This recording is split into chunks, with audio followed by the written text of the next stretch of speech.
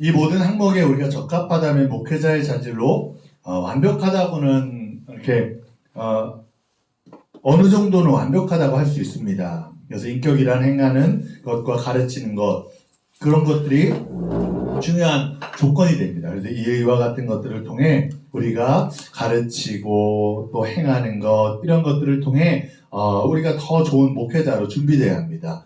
그리스도인의 생활이라는 건 가르침을 받는 것이기보다는 오히려 영향을 받는 것이기 때문에, 그러니까 목회자가 영향을 준다라는 말이 맞아요. 그래서 참 희한한 게 교회를 보면요, 성도들이 목회자의 성향을 많이 따라가요. 목회자가 나서는 거나 이런 거 안 좋아하면 성도들도 별로 안 좋아해요. 희한하게. 그런데 간혹 가다가 이제 다른 분들도 계시지만 대부분 성향들이 목회자를 많이 따라가게 돼 있는 부분들이 보여요.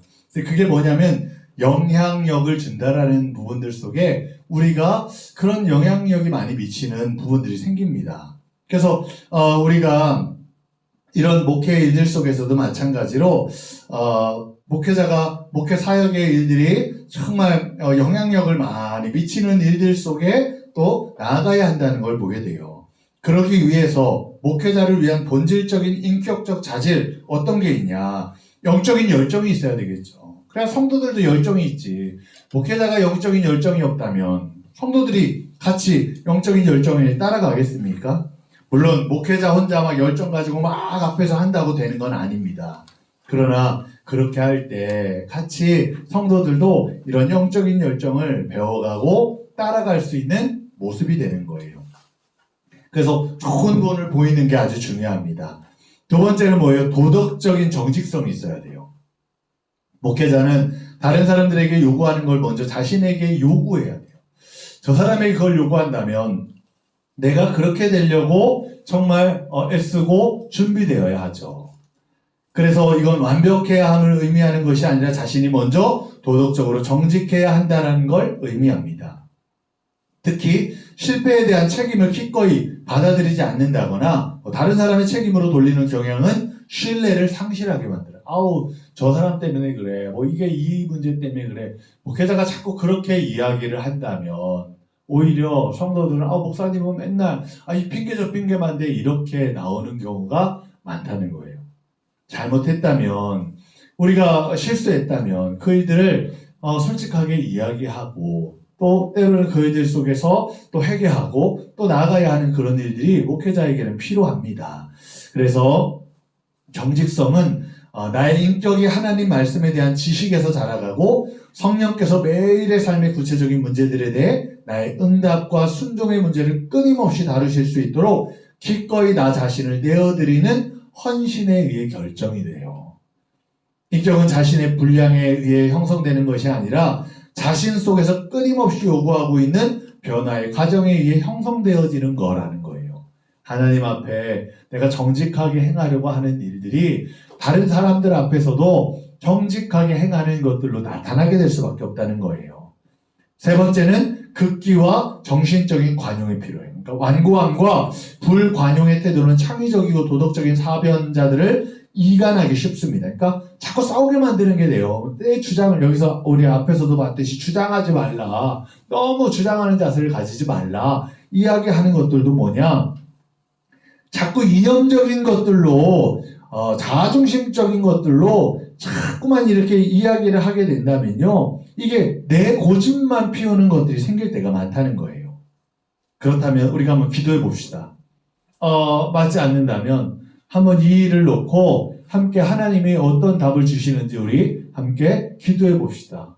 때로는 그런 우리가 일들 속에 함께 그 일을 찾고 이렇게 붙드는 그런 일들도 우리가 필요하다는 거예요. 그러기 위해서는 정신적인 관용, 때로는 극기, 이 일들을 우리가 견뎌나갈 수 있는 바로 그런 일들이 있어야 한다는 거예요. 주님은 사람에게 모욕을 당하셨지만 그 사람에게 대항하지 않으셨어요. 오히려 묵묵히 십자가 길을 가셨어요. 그러니까 무슨 말이냐면 감당하라고 한 그 길을 하셨어요. 그렇기 때문에 우리가 그리스도에게 인도하려다 당하는 핍박을 달게 받고 때로는 이 일들을 우리가 붙들고 묵묵히 할 일을 할 수 있는 사람이 되어야 한다는 거예요. 제가 전에 말씀드렸잖아요. 저희 교회 앞에 있는 할머니가 차만 되면 그 차 때문에 고추가 다 죽는다고. 그래가지고 차 못되게 거기에 다 막아놓고 저 화분도 세워놓고 그랬거든요. 그랬더니 군청에 전화 걸어가지고 그 목사랑 사모가 여기다 고추에다가 약 타나 보다고. 고추가 다 죽어간다고. 신고를 했대, 신고를. 근데 그 얘기 듣는데 화가 나더라고요. 아우, 진짜, 뭐, 모욕죄 같은 거 없나? 막, 그런 생각이 드는 거예요. 할머니한테 찾아가서, 할머니, 여기 CCTV 있으니까 한번 확인해 봅시다. 넣나 안 넣나 봅시다. 막 그러면서 따지고 싶은 거예요. 근데, 따져서 목회를 제대로 할 수 있겠냐 싶은 거예요. 속은 부르르 끓는데 그냥 하나님 앞에 부르르 기도했어요. 하나님, 참, 교회가 이렇게 어려움 당하는 이들 속에 있는데 어떻게 해요, 하나님. 그냥, 아무말 않고 넘어갔어요. 그리고 그 공무원한테도 전화가 왔길래 아니 우리가 그걸 넣겠냐고. 그 뜨거워서 죽는 거지. 넣었으면 그게 또 가만히 있어요. 지금도요 나무가 잘 자라고 있어요. 약 치면 금방 죽어요. 그거 못 살려내요. 그거 제초제 치면. 근데 약 쳤대요. 근데 그런 것까지 당해야 하나 이런 생각이 들면서 때로는 그래요. 근데 견뎌나가야 하는 거죠. 내 할 일을 해야 되는 거죠. 그래, 내가 목회 일들을 붙잡자. 하나님 앞에 이 주님 주시는 이 교회 예배를 세워가는 일들에 집중하자. 그 생각이 드는 거예요. 우리가요 참 이런 극기와 정신적인 관용 어려워요. 근데 꼭 필요해요. 그래서 여러분 이들을 잘 감당하시기를 소망합니다. 넷째, 그래서 겸손한 태도가 필요해요. 목회자직은 인도하는 직이기 때문에 교만하기가 쉬워요. 앞에 선다는 게 쉽지가 않아요. 앞에 서면요 자꾸 눈에 보이는 것들이 많고 앞에 서면요 할 말들도 많아지고 그래요. 보면 저도 부끄러움이 많아서 잘 못 쓰는 타입이에요. 근데 한편으로는 제가 좋은 사람들이나 이런 사람들하고는 또 말도 많이 하고 그래요. 수다도 떠는 거 좋아하고 막 그래요. 근데 이제 목회자가 되고 나니까 해야 할 말들이 막 주시잖아요. 하게 되잖아요. 그리고 목회자가 이야기하다 보면 자꾸 이제 성경적인 걸 끌고 와서 얘기를 해요. 아내가 집에서도 또 설교한다고. 아빠 또 설교한다. 이래요. 근데 얘기가 다 그 얘기를 이렇게 돼요. 얘기들이. 목회자가 그렇게 항상 그렇게 살다 보니까 그런지 모르겠지만 그래요 보면. 근데 그런 것들 속에서 정말 일들이 이렇게 되면 앞에 서니까 자꾸 말하고 싶어 하는 것들이 생겨요. 목사님들이 말을 잘 하시잖아요. 그러니까 목사님들만 모아놓으면 서로 자기 하려고 막 얘기하기 좋아하는 분들이 많으면 막 그분들이 막 주도해서 막 다 끌고 가고 막 하려고 그래요 보면. 근데 뭐 그럴 만도 한 게 목사님들이 성도들하고 그런 얘기를 하겠어요. 목사님들끼리 만나면 일맥상통하는 것들이 생기니까 또 막 얘기하게 되고 그러시더라고요 보면. 근데 우리가 그런 것들 속에서도 목회자가 앞에 서니까 교만해지기 쉬워요. 그래서 이사야서 6장에 가서 다시 주님이 부르셔서 그를 사명을 주시는데 이사야 1에서부터 5장까지 말씀을 보면 막 이사야는 저주를 막 퍼붓거든요. 너희들은 죽을 백성이고 이렇게 되면 너희들은 그러고 행악자들이고 막 이러면서 막 쏟아나요.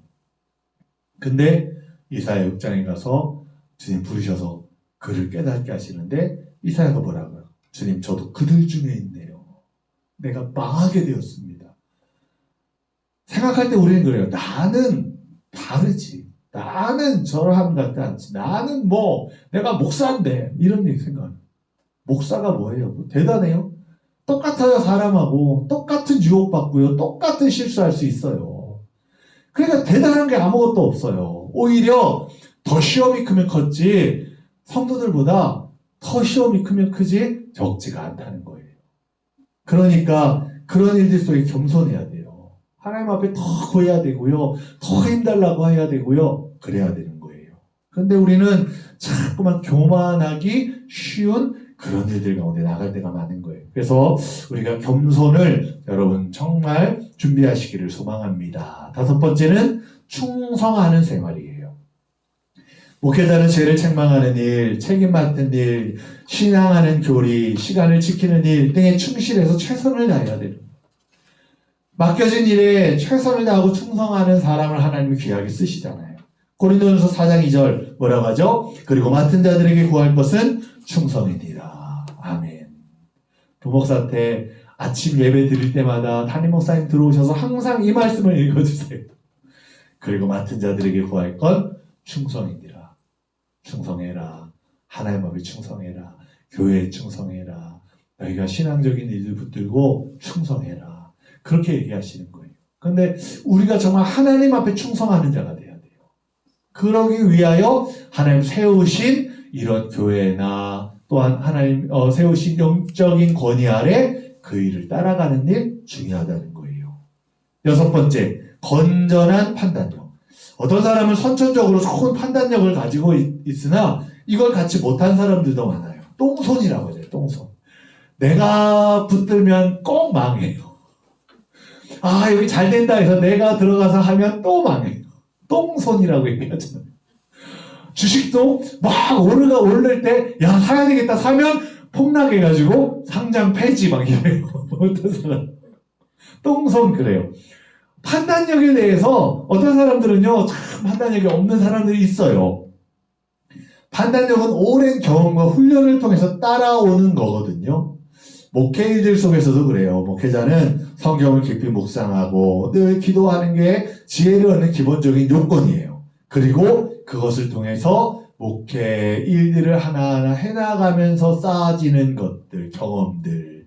그게 이 목양의 일들 속에서 또 하나님 이끌어 가시는 가장 좋은 선택의 판단력이 돼요. 근데 우리는요, 내가 경험한 게 앞장설 때가 많아요. 내가 경험한 거. 근데 내가 경험한 게 앞장서게 되면 그게 꼭 옳지만 않을 때가 있거든요. 그래서 우리가 여기에 있는 것처럼 성경을 깊이 묵상하고 늘 기도하는 게 먼저야 하는 거예요. 하나님 앞에. 하나님 어떻게 하나요? 하나님 주님 말씀에서 뭐라고 하나요? 그리고 내가 그것을 통해서 경험했던 일은 이런데 이게 맞나요? 하고 주님 앞에 묻고 그 일을 판단해야 되겠죠. 그래서 여러분들이 이렇게 건전한 판단력을 갖는 자가 되기를 축원합니다. 일곱 번째는 명랑성과 쾌활성.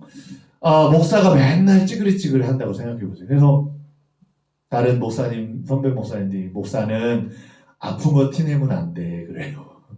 성도들이 안 좋아해. 그래요. 우리 목사님 맨날 아프다고 그래. 이런 얘기 한다는 거예요. 그래서 목사가 항상 웃고 쾌활하고 이걸 성도들도 바래요. 나는 힘들지만 목사님이 그렇게 그냥 밝은 그렇게 해주면 힘이 되는 거예요. 왠지 아세요? 영적인 어머니 아버지가 되기 때문이에요. 가정에서요, 아이가 힘들어도요, 집에 왔는데 엄마 아빠가 웃고 있으면요, 웃어요.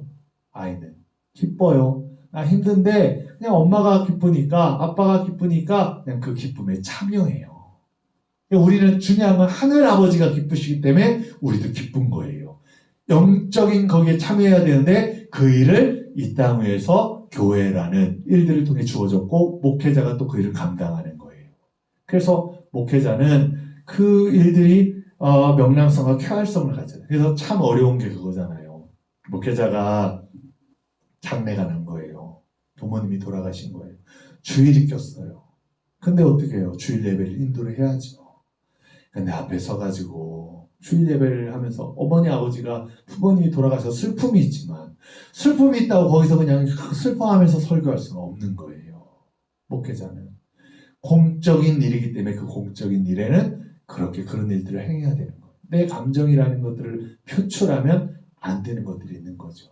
그래서 참 어려운 것 중에 하나가 그거예요.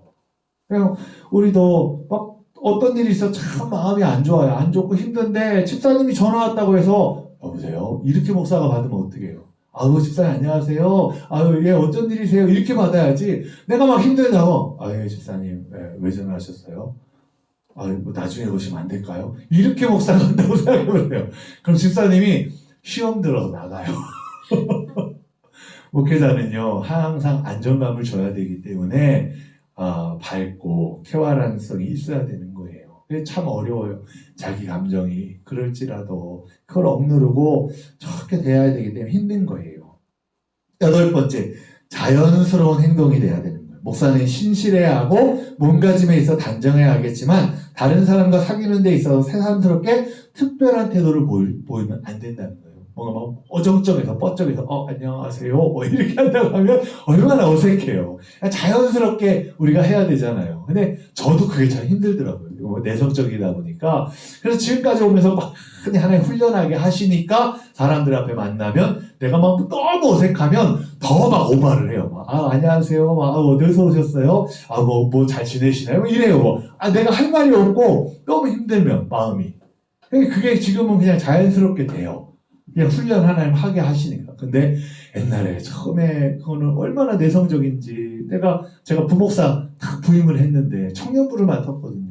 근데 저녁 예배 드리는데 옆에 선임 목사님이 한승희 목사님이 그러는 거예요. 한 목사 저기 청년인데 청년부 지금 안 나오는 청년이니까 빨리 가서 이야기하라고 청년부 나오라고. 내가 청년부 담당 목사니까. 근데 그 성도가 이제 교회당이 큰데 중간에 앉은 거예요, 중간에. 그러면 가운데로 쭉 가가지고 중간까지 가서 그 청년한테 얘기를 해야 되는 거예요, 예배 전에. 이제 예배 드리기 전에 좀 먼저 와서 앉아있잖아요. 근데 나가는 게 너무 싫은 거예요, 지금. 그 중간으로 걸어서 내가 나가면 다 성도님들이 쳐다보는데 왜 목사님이 나가지 쳐다보는데 그게 너무 싫은 거예요, 제가. 성격이. 그럼 어떻게 해요? 나가는 거야. 하나님 나 싫어요 나가는 거야. 그 청년한테 가서 안녕하세요. 저 청년부 담당하는 목사인데 새로 부임을 했습니다. 저희 청년부 2시에 주일날 2시에 예배를 드리는데 꼭 오세요. 이렇게 쳐다봐요. 네. 예, 꼭 오세요. 그러고 다시 돌아서 다시 나오는 거예요. 하나님 어떡해요 그러면서 나오는 거예요. 성격이요. 그러니까요. 목사로 이 목양으로 할 게 참 힘든 거예요. 저희 아버지가 뭐라 하냐면 목사는 좀 철면피가 될 필요도 있다. 그게 힘들어요, 저는. 그게 잘 안 맞아요. 근데 그냥 훈련하게 하셨어요, 하나님. 그러니까 지금은 그냥 막 그런 사람들에게 그러는데 아직도 속마음은 내가 힘들고 막 그래요. 그런데 성격은. 근데 목사가 그렇게 자연스럽게 해야 온 사람도 편안함을 느끼고 만나는 사람도 편안함을 느끼지 막 뭐 튀거나 아니면 막 그냥 이렇게 막 어정쩡하게 그러면 목사님 왜 그러셨지? 막 이런 괜히 안 해도 될 생각들을 성도들이 하게 되고 괜히 그래요. 그러니까 자연스럽게 그렇게 태도를 볼 필요가 있어요. 9번째는 뭐예요? 아름다움을 찾는 감수성을 가져야 돼요. 그러니까 목회자는 목석이 아니에요. 목회자는 아름다움을 감상하고 사랑하는 심미적인 인물이 되는. 그러니까 함께 공감하고 함께 기뻐하고 예쁘네요. 너무 좋네요. 막 그렇게 같이 공감하고 그 일들 속에서 함께 이런 일상의 일들 속에서도 나누고 할 수 있는 일들이 되어야 하는 거예요. 그래서 그런 교제가 목회자가 가져야 할 또 소양적인 것도 주어져요. 그래서 바울은 성령의 열매로 사랑, 희락, 화평, 오래 참음, 자비, 양선, 충성, 온유, 절제 등을 열거 있는데 이런 덕목들이야말로 최고의 인격적인 자질이라고 말할 수 있는 거죠. 근데 이런 성령의 열매는 오직 성령님이 우리 안에 거하실 때 맺히는 열매. 그래서 목회에서 제일 욕이 뭐냐? 너 성령 없이 목회해라. 이게 제일 큰 욕이에요. 성령 없이 어떻게 목회를 해요? 그건요, 목회하지 말라는 거랑 똑같은 거예요. 성령 없이 목회해라 라는 말이 욕인 것처럼 목회자는 성령 받아야 되는 거예요. 성령으로 일들 가운데 준비가 되어야 하는 거죠. 그래서 이런 인격적 자질도 성령의 인격의 자질이 되시기를 축복합니다. 세 번째는 학문적 자질이 있어야 돼요. 학문적 자질. 그래서 배움에 있어서 우리가 이렇게 신학 공부를 하는 것도 그러거든요. 때로는 신학교에서 제가 배운 것들 막 거기에서 신학적인 막 논증을 하고 막 얘기하고 어떤 신학자는 이런 얘기하더라, 이런 신학자는 이런 얘기하더라. 목회에 가서 쓸모가 있냐? 그거에 대해서 설교를 하면서 말하는 경우 거의 없어요. 근데 그 설교를 하기 위하여 내가 준비가 되는 준비 단계를 가지게 하는 거예요. 신학적 사고를 하게 하는. 그래서 목회자는 이런 신학적인 소양을 길러야 하는 거예요. 그래서 제가 이런 걸 공부하면서도 여러분들에게 이것들을 우리가 같이 공부하는 건 그냥 목회만 잘하면 되지. 실제적으로 목회 일들 속에 하면 되지. 이렇게 이론적인 게 뭐가 필요하나 생각을 할 수 있는데 여러분 목회자는요 정의를 내릴 수 있는 사람이어야 되는 거예요. 정의를. 그래서 제가 부목사 하면서 가장 훈련받은 것 중에 하나가 뭐냐면요. 담임 목사님은 어떤 한 단어를 쓰면서도요 거기에 대한 정확한 의미와 정의적인 것들을 논하기 좋아하셨어요. 보면. 그래서 가령 이렇게 우리가 이제 그 율법이라고 한다면 율법이 그럼 뭘 말하는 거냐라는 걸 성경적인 정의, 그 다음에 이제 사람이 생각하는 정의 이런 것들을 통해 딱 내려서 우리에게 딱 그 일들을 통해 성령이 말씀하는 것, 그 다음에 예수님을 통해 또 율법의 완성이라고 했을 때 그게 뭐냐라는 걸 정의 내려서 말씀하시기를 좋아하셨어요. 근데 그게 그런 사고가 필요한 게 뭐냐면요. 우리는요 정확하지 않고 쓰는 단어들이나 일들이 많아요. 저도요, 아이들한테 오후 예배 같은 경우는 저희는 전세대 예배를 드리니까 다 꼬마 아이들부터 중고등부 애들까지 다 같이 오후 예배 드리면서 질문을 해요. 영상도 보여주고 하면서 질문을 해요. 근데 지난 시간에 이제 우리가 주일날 본 게 여호수아 말씀이거든요. 근데 여호수아 말씀을 보면서 여호수아서의 주제가 뭐냐면 하나님이 세우신 지휘자라는 거예요. 지휘자. 우리 지도자는 많이 들어봤어요. 지휘자. 근데 아이들한테 물어봤어요. 지휘자가 뭐야? 물어봤어요. 그랬더니 한 애가 뭐라고 하냐면 오케스트라를 지휘하는 사람이요. 이런 거예요. 근데 지휘하는 사람 우리는 알아듣죠. 뭔지 알죠. 근데 정확하게 지휘자가 뭐 하는 사람이야 라고 이야기를 한다면 설명을 제대로 우리가 잘 못할 때가 많아요. 아까도 말했듯이 아이들한테 외식하는 자, 외식이 뭐야? 그랬더니 밖에 나가서 밥 먹는 거요? 이런 것처럼 우리가 정확한 것들을 알지 못하고 그냥 흘려버릴 때가 많은 거예요. 그래서 지휘자가 저도요, 뭔지를 찾아봤어요. 그랬더니 지휘자는 앞에서 악보에 따라서 이 오케스트라 각각의 연주자가 그 연주를 잘 맞춰서 할 수 있도록 인도하는 사람.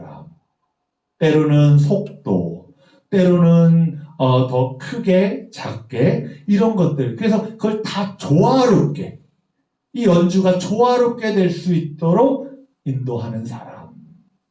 이렇게 정의 내려져 있는 거예요. 그건 무슨 말이냐면 우리가 지휘자로 주님 부르셨어요. 물론 지도자예요. 하나님이 일들을 감당할 지도자로 부르셨지만 지휘자라는 건 여러분 지휘자는요 권한을 준 게 뭐냐면 그 연주를 잘 맞출 권한을 준 거잖아요. 그래서 그 권한 안에서 크게도 해라, 여기만 연주해라, 여기는 작게 해라, 이번엔 같이 해라, 이거를 그 지휘자를 통해 주신 권한이거든요. 우리에게도 목회자에게도 마찬가지예요. 이 권한이라는 건요, 하나님 앞에 신앙적인 일들을 행하게 할 때 이 사람을 더 크게 오고 교회가 이 일들 속에 같이 가야 하고 이걸 지휘하게 하시는 은혜로 세우신 거예요. 우리는 그걸 정확하게 알고 일들을 나갈 필요가 있는 거예요. 그러니까 그게 뭐냐면 신학이라는 걸 통해서 우리에게 주어지는 모습이라는 거예요. 그래서 목회자들은 부단히 연구하고 또 성령님이 뭘 말씀하실까라는 것들을 통해 계속해서 주님 앞에 묻고 준비해야 되는 거예요. 그래서 목회자에게서 말씀에 대한 집중적인 연구가 가장 중요하고 그리고 많은 학문들에 대한 폭넓은 연구가 있어야 돼요. 그건 비단 신학 자체만을 의미하지 않고 요즘은 목사님들이 인문학 이런 것들도 많이 들으세요.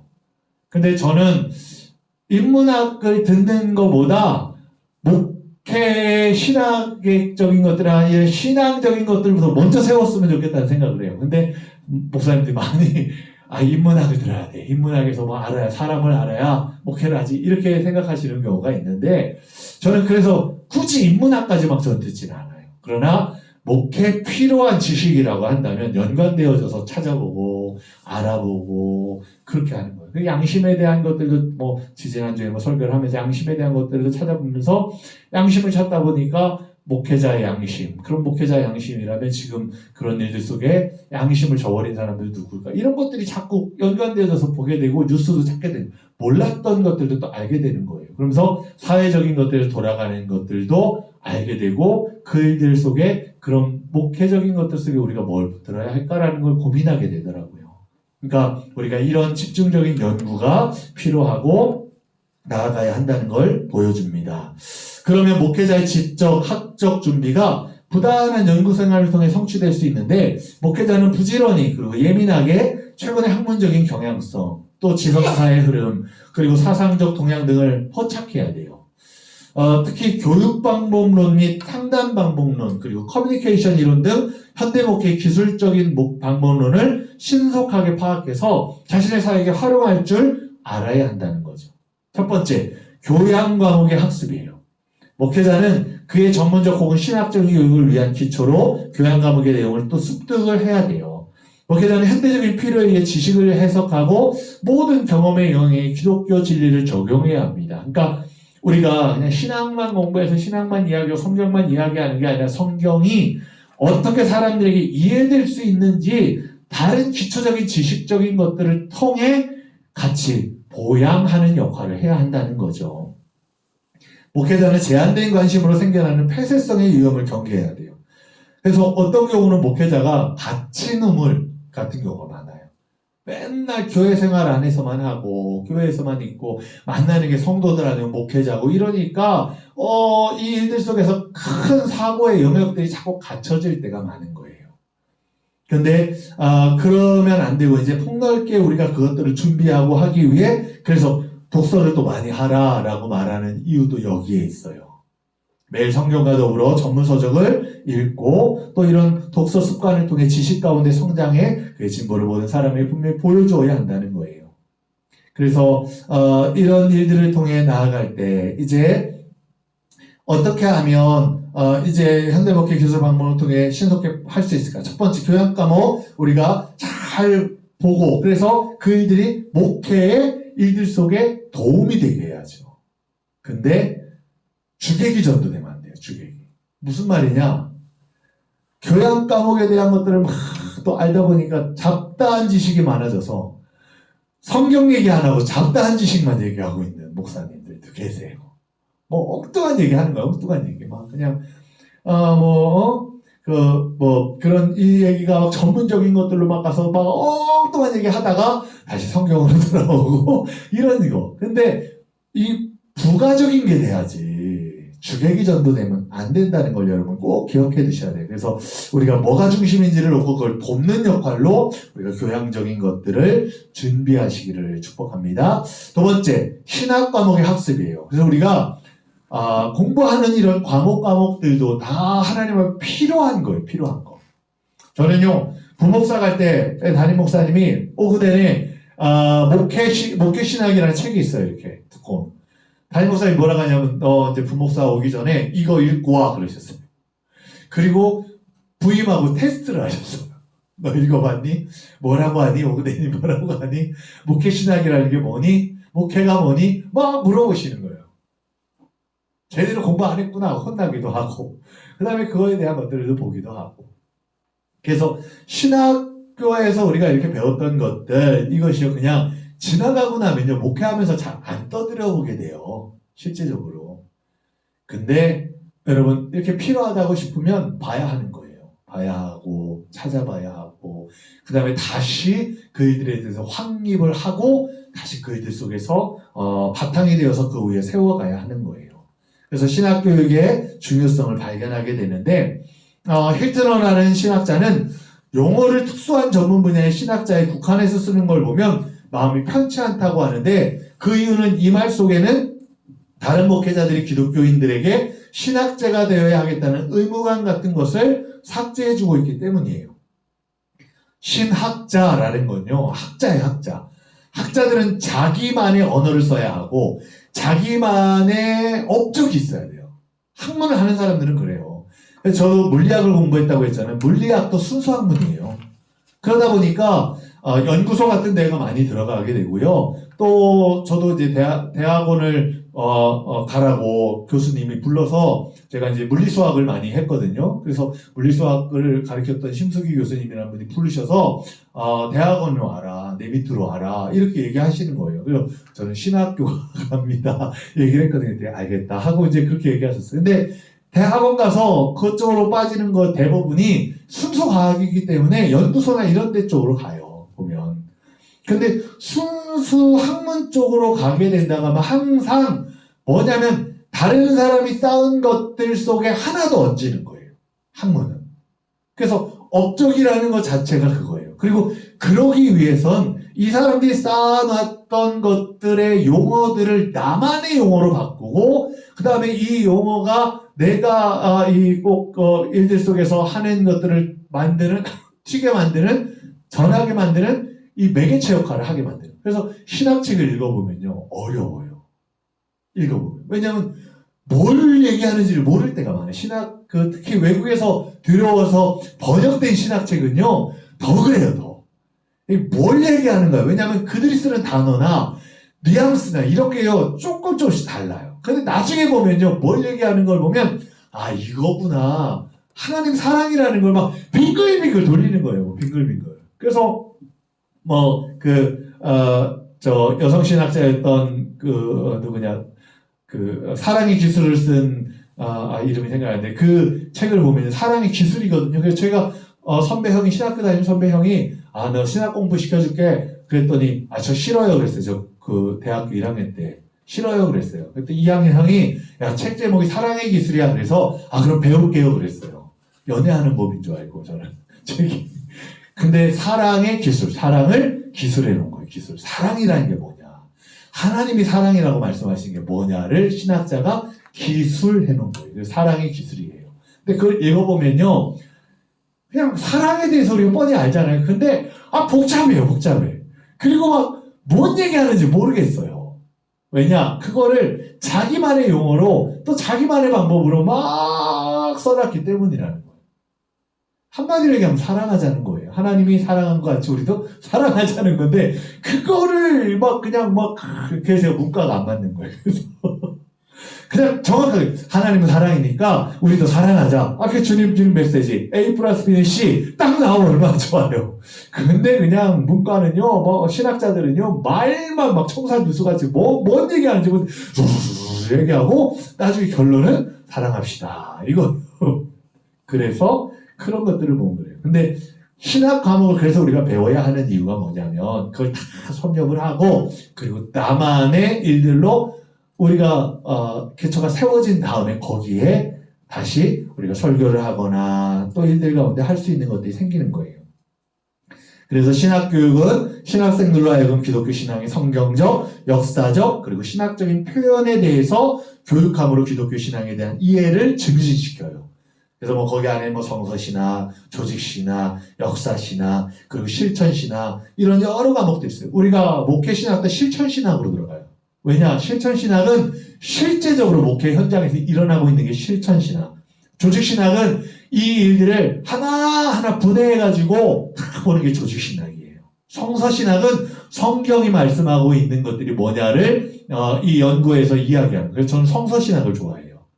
하나님 말씀에 대해서 성서적인 이 개념적인 거에서 뭐냐. 그래서 학교 다닐 때도 성서신학을 되게 많이 들었어요. 그래서 에스겔, 다니엘서, 아니면 마태복음, 마가복음, 이런 복음서, 이런 관련 성서신학은 성경에 대한 걸 이야기하는 거거든요. 성서신학에 대한 걸 많이 들으면서 하나님이 말씀 속에서 이야기하는 게 뭐냐. 이걸 좋아해가지고 그랬어요. 그런데 이것만이 전부가 아니라 다 필요한 거예요. 다. 그래서 이 일들을 통해 우리가 제대로 다 정립이 되어져 있을 때 그때 우리가 이제 목회로서의 일들 속에 다 세워져 가는 모습이 되는 거예요. 결국 이 연구 분야들은 목회자가 교회를 좀 더 잘 섬기도록 준비하게 하는 동일한 목적을 가지는 거예요. 그러니까 우리가 좋은 목회자가 되기 위해 준비하는 거지 어렵게 하려고 준비하는 게 아니라는 거예요. 그래서 전문적인 교육에 있어서 중심적인 기준은 교과의 숙달도 전문적인 기술, 숙달 이게 아니라 신학교육이 목회를 위한 전문적인 봉사의 목적과 요구의 적합성을 가져야 한다. 그러니까 신학적이라는 건 우리가 이단으로 빠지지 않는 것들 중에 또 하나가 되는 거예요. 왜냐하면 교리적인 것들이나 전부 다 맞다고는 할 수가 없어요. 그렇지만 전통적으로 우리가 따라오고 있는 것들 속에 붙들어야 할 본질적인 거 있죠. 그런 것들에서 벗어났냐 벗어나지 않느냐를 따질 때 우리가 이런 신학적인 것들 속에서 우리가 구분점을 갖기 때문이에요. 그렇다고 그게 뭐 절대적인 그런 판단 기준은 되지 않아요. 하나님 판단하시는 거겠죠. 그렇지만 우리가 어느 정도 선을 지켜갈 수 있는 것들이 되어야 한다는 거죠. 네 번째, 실천적 자질이 있어요. 교육은 목회자가 자신의 사역을 감당함에 있어서 목표와 방법을 평가하고 선택하고 적용하는 자신의 능력과 사고의 독립을 발전시키는 과정이에요. 젊은 목회자를 위한 교육의 가치 가운데 하나는 그 자신의 신학적인 여정을 출발하기 위한 자신감을 얻게 하는 거예요. 그러니까 잘 훈련된 목회자는요, 신학 분야를 전체적으로 잘 조망하고 다른 사람들의 견해를 이해한 다음에 그 자신의 견해를 주장하기를 두려워하지 않게 된다. 그러니까 신학교가 그런 훈련하는 거예요. 사고적인 훈련. 그냥 지금까지 내가 해왔던 사고가 아니라 신학적인 사고, 그 다음에 성경적인 사고, 하나님 원하시는 일들, 이거 준비하고 그 일들을 정말 이렇게 행하게 하는 모습을 만들어가는 거예요. 그래서 우리가 실천적 자질로 우리가 다음과 같은 몇 가지를 생각해 볼 수 있어요. 첫 번째, 비전 확립과 창의적인 개발이 필요해요. 지도자가 되기 위해서는 비전이 분명해야 하고 창의적인 노력을 게을리해서는 안 돼요. 그러니까 맨날 그냥 설교 그냥 이렇게 하면 되지. 그냥 자기 방법대로 자기 모습대로 그러면요. 이 목회자가 어느 순간 정말 하나님 앞에 이 본질적인 것들, 첫사랑을 잃어버리는 경우가 많아요. 그리고 그냥 목회 일이 마치 그냥 직업처럼 그냥 그런 일들이 되어지는 거예요.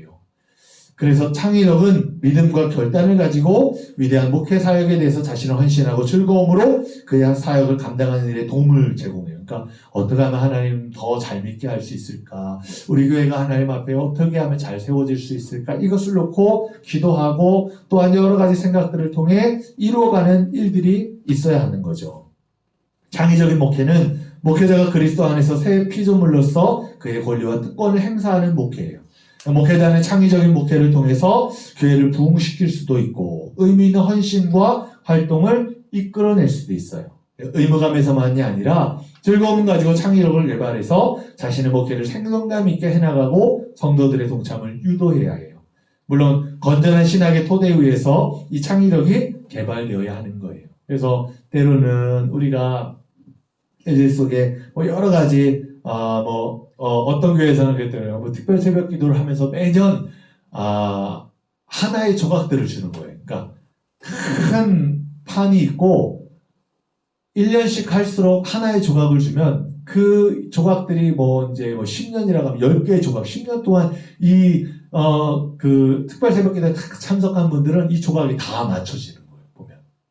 근데 이제 빠졌을 때도 있잖아요. 그런 분들을 위해서 다른 이제 프로그램적인 거에서 또 하면 그 해에 하면 다시 그 조각을 주기도 하고 해서 채울 수 있는 그런 것들을 만들어가서. 그래서 목표를 주는 거예요. 야, 내가 이걸 다 채워서 이 10개의 조각들이 다 채워져서 내가 하나님 앞에 이렇게 기도하고 또 만들어갔던 사람이라구나 하는 걸 목표의식을 던져주는 거죠. 이런 프로그램들이나 창의적인 것들이 교회 안에 여러 가지 또 일어나기도 하는 거예요. 그래서 이런 것들이 이제 교회 안에 또 있기도 합니다. 두 번째, 이론과 실제의 겸비예요. 목회를 위한 교육은 이론과 실제를 요구해요. 실행이 없는 신학은 내용에 있어서 참된 기독교 신학이 아니에요. 예를 들어 설교하는 목회자가 설교학에 대한 분명한 이론을 가지고 있을지라도 그것으로는 부족해요. 설교학 배우거든요. 설교학 배우는데 그 설교학대로 설교하면 다 은혜 받냐? 아니에요. 어떤 때는 더 졸 때가 있어요. 더 졸아요. 이게 학문적인 걸로, 이게 다 이런 기승전결이 있고 이렇게 하면 될 것 같은데, 그냥 웃고 끝날 때가 또 많아요. 이게 학문적인 거가 그냥 이 말 그대로 다 연결되어질 때가, 되지가 않을 때가 많아요. 그래서 우리는요, 이론과 실제라는 게 어떻게 적용을 하고 어떻게 행해야 할지를 우리가 고민해 봐야 하고 또한 이 일들 속에 적용해 봐야 되는 거예요. 앤더슨의 말대로 초보자이든 경험이 많은 목회자이든 간에 새로운 설교를 준비하는 목회자는 그걸 위하여 적어도 15시간에서 20시간 정도는 바쳐야 한다. 이렇게 말했어요. 또 그의 말대로 당회가 목사의 업무 시간에 협의할 때 목회자는 매 설교를 준비하기 위해 얼마의 시간이 필요한지를 당회와 성도들에게 이야기하고 그 시간만큼은 좀 나를 좀 이렇게 배려해달라라고 말해야 한다는 거죠. 근데 여기 뭐 15시간에서 20시간이 얘기하는데 저는 보니까 그거보다 더 들어가는 것 같아요. 맨날 붙잡고 있는 것 같아요. 맨날. 그냥 뭐 설교가 해야 될 게 많으니까 그렇겠지만 어찌됐든 하여튼 목회자의 일상은 맨날 설교를 만드는 그런 모습이에요. 네버엔딩 스토리예요. 끝나지 않는 이 설교가 끝나면 이제 다 끝난 게 아니라 또 준비해요. 그래서 저는 가장 좋은 시간이 저는 오후 예배니까 오후 예배 끝나고 난 시간이 제일 좋아요. 그때는요 홀가분해요. 자유로워요. 물론 피곤하고 힘들어요. 근데 다음날 월요일부터 또 압박이 인프레셔가 오는 거예요. 이번 주는 또 어떤 설교를 해야 하나. 또 내일 모레면 수요일인데 수요일 날은 또 어떤 설교를 해야 하지. 막 이게 있는 거예요. 뭐 수요일 날 저희는 이제 정해진 설교를 하고 금요일 날 같은 경우도 기도에 대한 설교를 하거든요. 주제가 정해져 있어요. 그렇지만 이제 그걸 준비해야 하는 과정들이 있으니까 그것들이 또 와요. 그리고 또 이번 주는 하나님 또 어떤 말씀을 전해요. 월요일부터 그게 오는 거예요. 근데요 너무 빨리 지나가요. 한 주가. 그래서 정신 차려보면 금요기도의 날이 다가오는 거예요. 주여 벌써 금요일입니다. 내일 모레면 또 주일이에요. 어떻게 해요? 무슨 설교예요? 그때까지 막 어떨 때는요 설교가 안 잡히면요 죽을 맛인 거예요. 죽을. 뭘 설교해요 하나님 어떻게 해요? 막 설교문들을 막 찾아보고 이제 제가 준비하다가 멈춰놓은 설교들이 많이 있어요. 그냥 준비하다가 하나님이 이게 아닌 것 같다. 다른 거 준비해라. 마음 주시면 또 딴 거 준비하고. 그러니까 이게 첫째만 나왔던 것들도 있고 어떤 거는 다 준비해놨는데 하나님 이거 하지 마라 해서 다른 설교 준비한 것들도 있고 그래 그걸 다시 보는 거 하나님 무슨 설교를 해야 될까 무슨 설교를 그러다가 또 말씀이 잡히면 다시 그걸 갖고 막 만들기 시작하는 거예요. 저는 아날로그적으로 항상 종이로 다 만들어요. 종이로 뽑아서 그래서 종이로 뽑아서 종이를 넘겨가면서 이렇게 설교를 해요. 저한테는 맞아요. 저는 디지털을 좋아하지만 디지털을 믿지는 않아요. 그래서 내가 불안한 요소가 될 것들이 있으면 안 된다고 해서 미리 다 준비가 되어져야 하는 거예요. 종이는 그나마 불안한 요소가 덜해요. 어떨 때는요 밤에 꿈을 꾸는데 악몽을 꾸는데 무슨 꿈인 줄 아세요? 올라갔는데 제가 아이패드를 들고 올라가는 거예요. 거기에 설교를 다 써가지고 설교를 하는 거예요. 근데 다음 장이 안 넘어가요. 설교하는데 하나님께서 다음 장을 설교해야 되는데 안 넘어가요.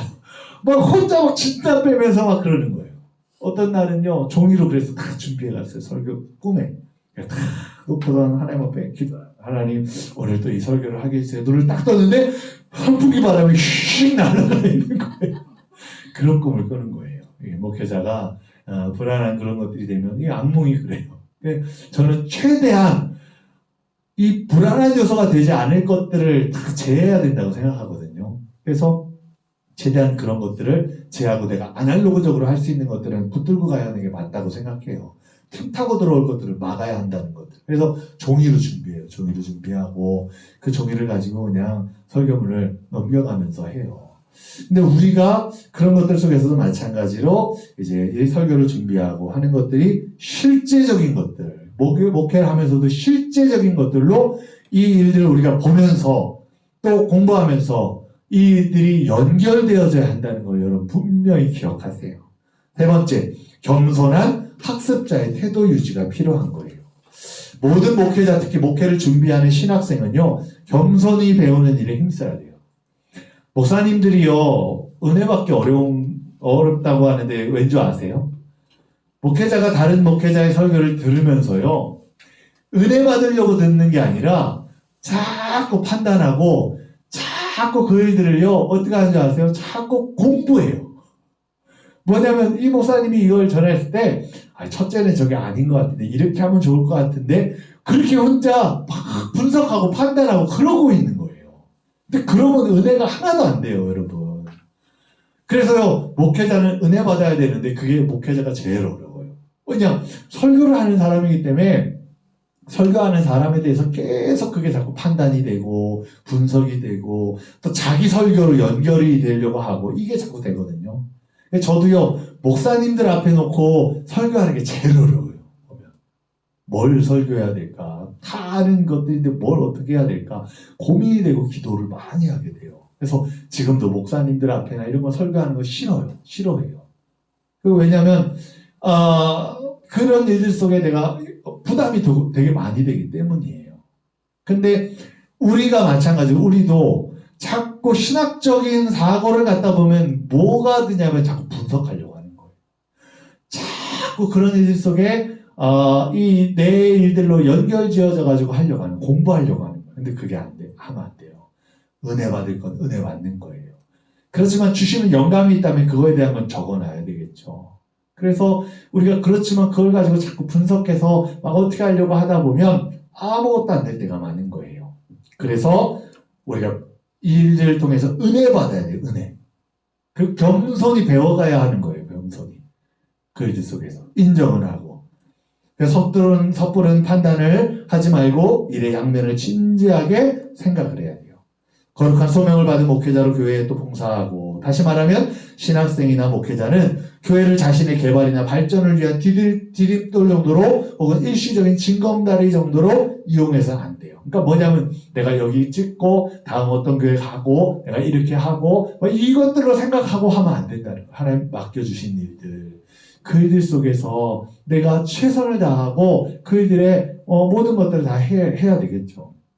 그런데 하나님은요, 길을 여시더라고요. 제가 서울 아름다운 교회에서도 서울에 있는 아름다운 교회라는 곳에서 5년 동안 있었어요. 그러니까 저 교육전도사 3년, 그 다음에 그 수련목 3년인데 3년째까지 다 못 있고 한 5년 반 정도에 나갔거든요. 근데 5년 정도 있으면서 거기서 너무 힘들었어요. 왜냐면 제가 깡통이 된 것 같은 거예요. 거기는 삼각교회이기 때문에 상가 500평 정도의 삼각교회거든요. 그러니까 거기는 관리 집사님이 안 계셨어요. 그러니까 항상 목회자나 이 교회 직원들이나 이게 다 돌봐야 하는 게 있는 거예요. 그래서 교회 청소도 뭐 돌아가면서 이제 속회별로 와서 하는데 구역별로 와서 하는데 그때 같이 목회자들 다 자루걸레 들고 목사님도 자루걸레 들고 막 닦는 거예요. 그러니까 제가 처음 전도사 가서 그게 되게 생소했어요.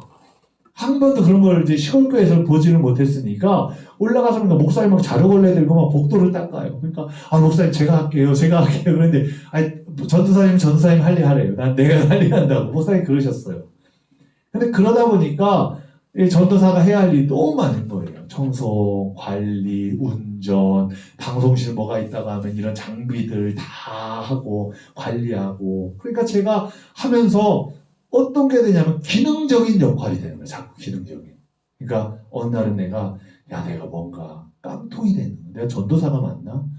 전도사로 있는데 내가 하나님 앞에 신학적인 것들 뭐가 있나? 이거 봤을 때 깡통인 거예요. 그냥 울리는 꽹과리 같이 그냥 다 통통 비어 있는 것 같은 그런 모습이 되는 거예요. 근데 거기에서 일들 속에서 우리가 어떻게 되느냐? 충성을 했어요. 그래, 목사님이 전도사로서 내가 이 교회에 있을 때 맡겨진 일들이 그래 내가 하나님이 하라고 하는 일이겠지. 그래서 전구 하나 갈고 저런 이런 형광등 하나 갈고 하는 것들도요 그냥 내 집처럼 내 교회처럼 그렇게 했어요. 때로는 목사님이 어떨 땐 프로젝트 이렇게 달잖아요. 프로젝트 하는데 사람을 부른 거예요. 사람을 불렀더니 그 사람이 와서 뭐라고 하냐면 이거 둘이 해야 합니다. 라인을 다 집어넣고 달려면 겉에만 있는 게 아니라 이게 이렇게 가려면 다 라인들이 있어야 되거든요. 그렇기 때문에 한 명이 더 있어야 됩니다. 그런 거예요. 그래서 한 명을 더 불러서 그 사람 이제 일당을 줘야 됩니다. 그런 거예요. 그 목사님이 담임 목사님 뭐라 하냐면 여기 우리 전도사님 쓰세요. 그래서 전도사님 쓰세요. 그러니까 그분이 밑에서 어떻게 하냐면 전도사님 지붕 위로 올라가세요. 이게 여기 중간에 이렇게 비어 있거든요. 올라가세요 그러는 거예요. 저희 교회는 더 여기보다 한 3배 정도 컸어요. 상가 500평이었으니까. 근데 그 뒤에서부터 올라가는데 뒤에 올라가서 여기를 이제 앞에까지 오는 거예요. 막 기어가지고 이렇게 완전 먼지 투성이 막 난리가 나는 거예요. 기어서 가는 거예요. 그 이 줄 잡고 라인 잡고 가는 걸 키워서 가면 여기 밑에서 뭐라 하면 내리세요, 내려주세요, 구멍에 넣으세요. 구멍에 넣는 그런 걸 다 하고 다시 내려오세요. 그럼 또 기어가지고 나가는 온몸에 먼지 투성인 거예요. 근데 불평 하나 하지 않았어요. 그냥 하라고 하면 하는 거고 그러는 거예요. 근데 감사한 건 뭐냐면 제가 거기 사임하고 나와서도 지금까지도 거기에 있는 성도님들이 이야기하시는 게 목사님 사모님이 그런 얘기 한대요. 거기 우리 교회에 계셨던 한성소 목사님은 참 시키는 거 한 번도 토를 달지 않았다. 그 일들에 대해서 한 번도 못합니다라고 하지 않았다. 시키면 다 했어요. 했는데 안 될 때는 그때 목사님께 말씀, 목사님 했는데도요 이게 안 되네요. 그러면 알겠다고 그럼 사람 불러요. 그러니까 고생은 고생대로 다 했어요. 다. 근데 한 번도 목사님한테 못하겠습니다 한 적이 없이 그냥 다 했어요. 맡겨주면 하고 올라가라면 올라가고.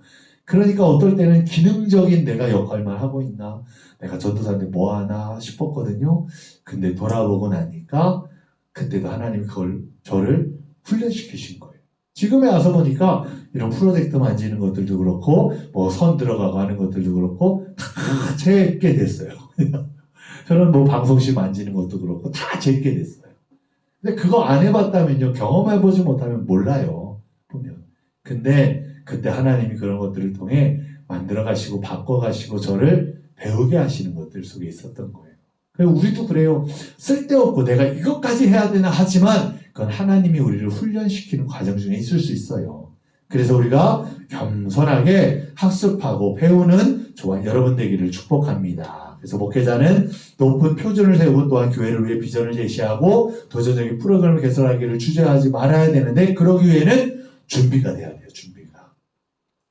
소명적인 것들도 또 우리가 자질적인 것들도 또 성경적인 것들도 신학적인 것들도 다 준비가 되어서 여러분 하나님 쓰시고자 할 때 잘 쓰실 수 있는 도구가 되시기를 주의 이름으로 축원합니다. 제가 기도하겠습니다. 하나님 감사합니다. 오늘 우리가 목양의 일들 또 살펴보면서 주님 앞에 우리가 가져야 할 자질에 대한 것들을 돌아봅니다. 아직은 부족합니다. 아직은 연약한 것들이 더 많습니다. 그러나 주님이 우리를 바꿔가시고 인도하여 주심을 고백합니다. 우리가 잘 주님 앞에 정말 배워서 변화되고 주님을 따라가는 좋은 주님의 사역자들이 되게 지켜주시고 인도하여 주시옵소서. 돌아가는 말걸음도 함께 하실 줄 믿사오며 우리 주 예수 그리스도 이름으로 기도드렸사옵나이다. 아멘. 네, 수고하셨습니다. 감사합니다.